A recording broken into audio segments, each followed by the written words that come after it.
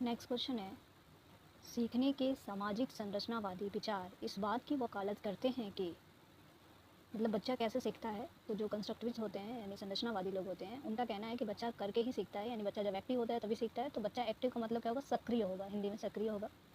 तो जो आपको क्या करना है, पहले तो क्वेश्चन अच्छे से पढ़ना है कि सीखने के सामाजिक संरचनावादी विचार इस बात की वकालत करते हैं। इसमें नहीं वर्ड नहीं है, तो आप सीधा सीधा सक्रिय आंसर ढूंढिए। इसमें व्याख्या देने और समझाने से प्रभावी शिक्षण सक्रिय होता है, नहीं, वो बड़े बच्चों में हो सकता है। प्रत्याहार और व्यवहार दोहराव की चिंतन प्रक्रिया से प्रभावी शिक्षण होता है, नहीं।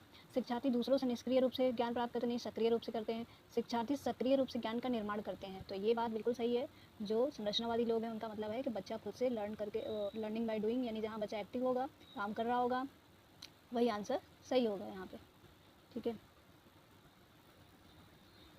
नेक्स्ट क्वेश्चन है, निम्नलिखित में से कौन सा कथन अधिगम के बारे में सही नहीं है। यहाँ पे देखिए ध्यान से कि लिखा है नहीं है, यानी नहीं पूछा है, यानी कि एक होगा जो गलत होगा इसमें, बाकी तीनों सही होंगे। तो आप गलती से सही करके चले आते हैं, तो इसको ध्यान से पढ़ना है कि नहीं लिखा है। तो अधिगम सामाजिक क्रिया द्वारा संसाधित होता है, हाँ बिल्कुल सही है, तो सही है, तो इसको हमें नहीं लगाना है। अधिगम एक प्रक्रिया नहीं अपितु एक उत्पाद है, यही गलत है, क्योंकि अधिगम क्या है, एक प्रोसेस है। ठीक है, ये हमेशा चलने वाली प्रोसेस है, तो ये जो है यही गलत है, क्योंकि पूछा गलत है इसलिए यही गलत है। तो हम यहाँ पे इसी को सही करके निगोला करके आएंगे।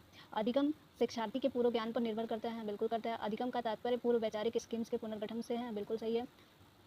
तो जो गलत था वही, उसी को आपको सही करके आना था, क्योंकि इसमें नहीं पूछा हुआ।